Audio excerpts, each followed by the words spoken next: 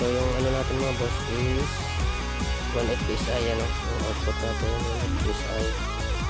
Medyo malabnaw, ayan, mahaba. So ito yung ginagawa kong receiver. Ayan, ano lang.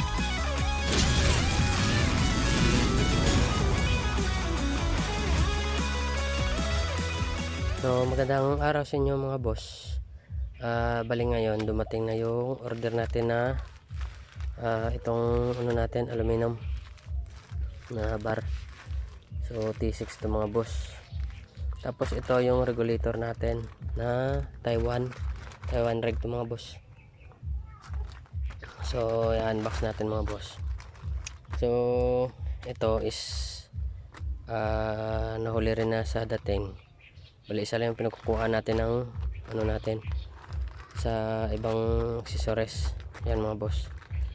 Yan. So ito ang size ng T6 natin mga boss is nasa 1 lang to mga boss. Yan, 1.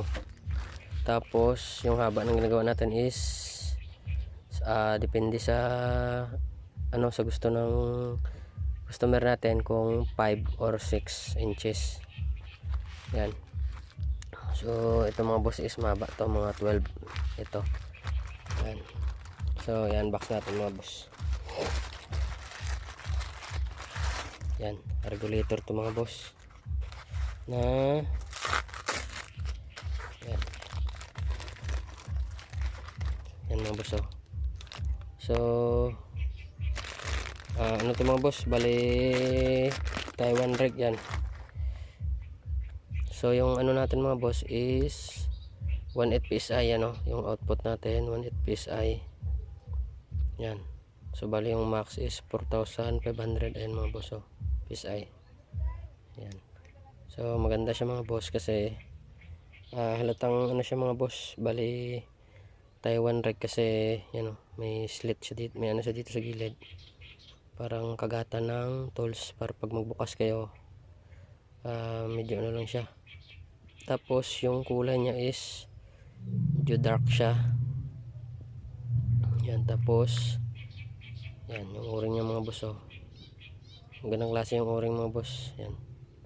Unlike nito sa China natin na ibang kulay. Kung ipagkukumpara natin mga boss.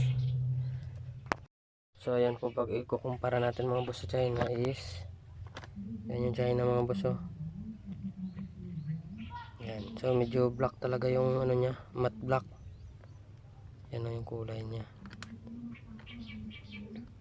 Itong China is medyo ano lang siya mga boss, medyo malabnaw.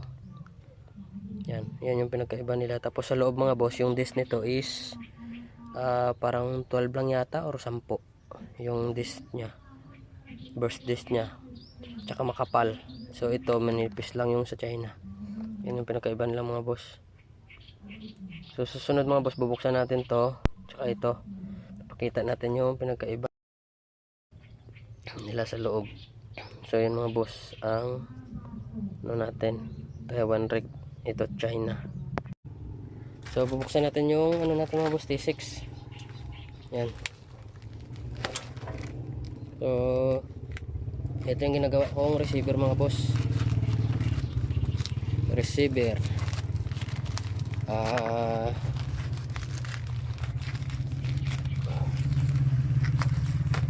ito yung ginagawa ko na receiver mga boss kasi double purpose to mga boss, kasi pwede pang ano nyo, pang halimbawa ginagamit ko to kasi pang ano to, pwede magaan lang siya kasi ano lang siya mga boss, yung kapal niya is 1 lang.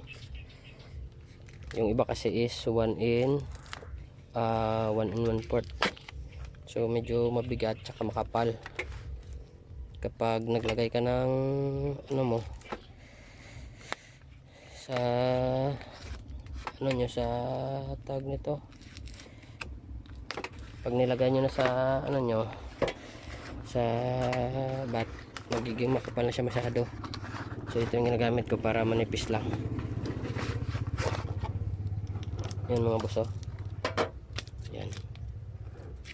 So 1 lang to mga boss 1 lang yan mahaba. Yan. So ito yung ginagawa kong receiver. Yan, uno lang. Yan. So ang mangyayari nito mga boss is, wait lang. So ito mga boss, yung haba niya is yan lagpas pa nga sa sa to, sabi ng kaibigan ko nang pinagbila natin is yung order natin, pero abot siya 13. So ano pala mga boss, 1 feet. So abot siya sa, sorry, yung pinag-orderan natin is, sabi ko 12 inches lang. So abot 1 feet.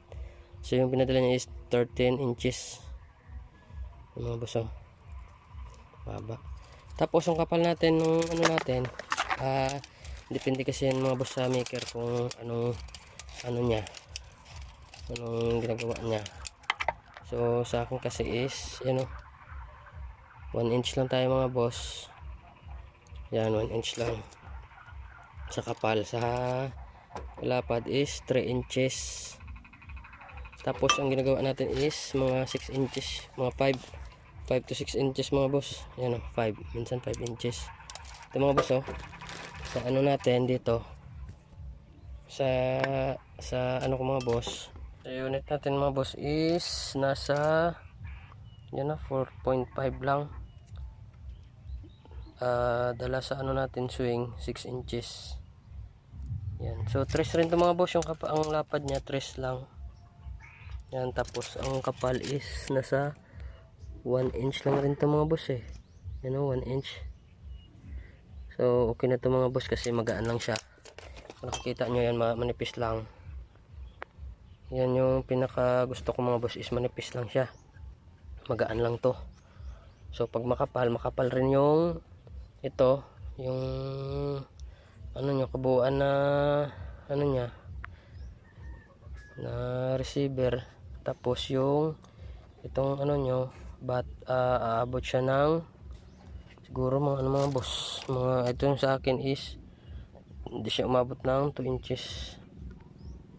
Yan. So pag malapad siya 1 1/4. Ito mga boss, 1 1/4 ito mga boss ito yung ginagamit ko pang offset. Yan mga boss, kung nakita nyo. So 1 1/4 yan. So ito yung purpose ito mga boss, is ginagamit natin pang offset mga boss. Makapal siya. Pero pag receiver, so uno lang ginagamit natin kasi magaan siya sa natin. Yan ito pang receiver natin, ito pang offset. Yan, pang offset to mga boss. So yan yung pinagkaiba nila na so depende rin mga boss, may mga customer rin nagpapagawa nito sa atin. Pag 1 1/4, so okay lang rin na ganun yung gawin natin. Pero sa kaibigan ko na magpapagawa nito, kasi may magpapagawa sa akin, uno lang yung gusto niya para magaan lang daw. So okay, unong in-order natin.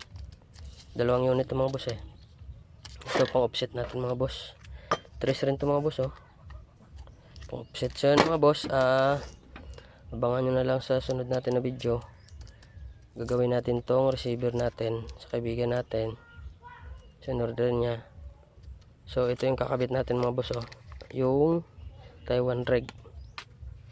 Yan. So bali may in-order pa tayo na tank, bali hindi pa dumating, nahuli. Tsaka yung gauge. Bali mga boss, marami yung in-order natin. Ito ang T6, tapos itong Taiwan reg, may pa ito mga boss, tank. Tapos ang panumpit natin huli na lang, tsaka yung gauge. So mga boss, bali ganito rin gagawin natin na design. Ganito rin yung gusto niya yan. Ganito lang na design. So ito lang gusto niya, uno, kaya ganito rin in-order natin. Tapos yung regulator niya gusto niya is Taiwan, kaya ito Taiwan yung in-order natin mga boss. Maganda rin kasi yung Taiwan, siya, medyo hindi mabilis masira. Tapos yung hangin niya sa loob, output niya is hindi siya mabilis mag-iba-iba kasi makapal yung burst disc niya, yung disc niya sa loob. Unlike ito ng China is manipis lang, kaya mabilis mag-iba-iba yung hangin na output. So yun mga boss, abangan nyo na lang sunod natin na video, gagawin natin to. Maraming salamat ulit sa panood nyo. Ingat sa inyo lagi, God bless, and